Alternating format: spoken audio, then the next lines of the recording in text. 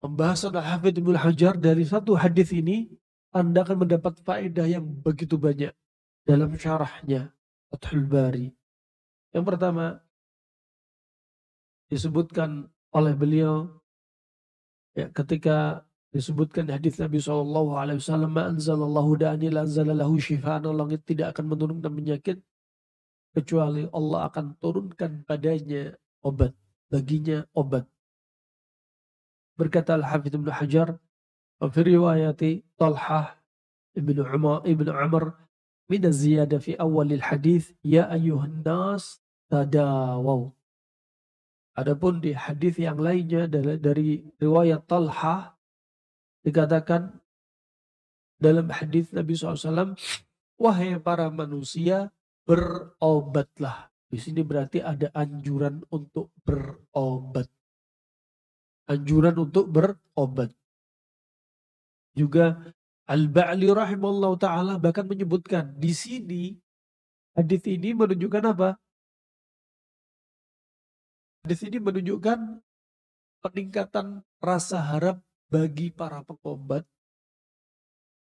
baik modern atau klasik, untuk apa? Meng-up ilmu mereka. Kalau ada penyakit, apa obatnya? Jangan sampai dikatakan penyakit ini gak ada obatnya. HIV gak ada obatnya. Hepatitis B gak ada obatnya. Kemudian kanker gak ada obatnya. Autoimun gak ada obatnya. TBC gak ada obatnya. Ya, asam urat gak ada obatnya misalkan. Ini pernyataan yang salah dan termasuk keputusasaan. Nah, harusnya kita apa? Tafaul, bukan tasaum. Tasaum selalu mengira-ngira ini satu keburukan, tapi harusnya kita tafaul dengan hadis ini untuk percayanya para pengobat agar mereka bisa menentukan apa obat dari satu penyakit, karena apa? Janji dari wahyu, Allah turunkan penyakit, Allah turunkan obat. Jadi ini support rasa harap untuk para pengobat untuk menemukan obat satu penyakit. Juga demikian untuk meng-up rasa harap bagi si sakit. Kalau ada orang yang sakit dari penyakit ringannya, gatal-gatal, sampai penyakit kanker, sampai penyakit beratnya, untuk gak putus asa. Kenapa? Karena penyakit pasti ada obatnya. Tunggu saja.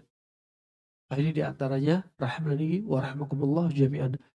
Juga diantaranya dari riwayat Tariq bin Shihab dari Ibn Mas'ud, "Inna Allah lam yanzal da'an illa anzala lahu shifaan fatadawaw." Sesungguhnya Allah tidak akan menurunkan penyakit kecuali Allah pasti turunkan padanya obat, maka berobatlah.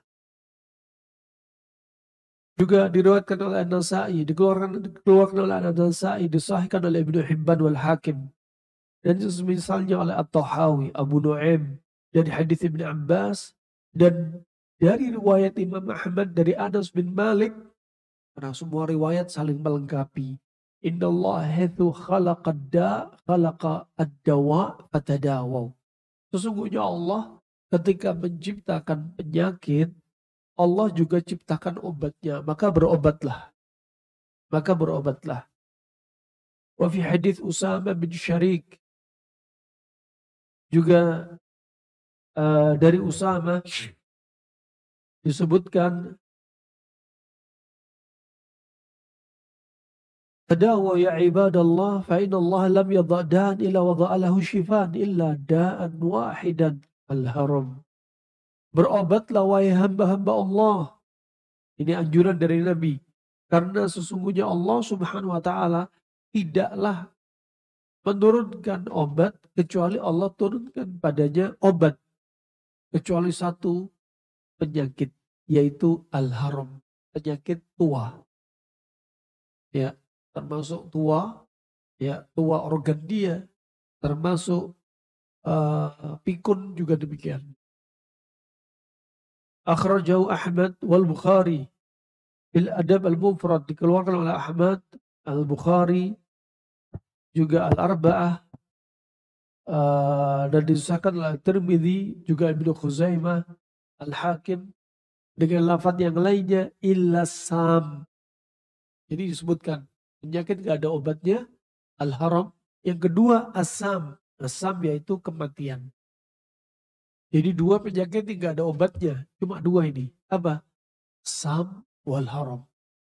Mati dan tua. Ini penyakit yang gak ada obatnya. Adapun yang lainnya Allah jadikan obat.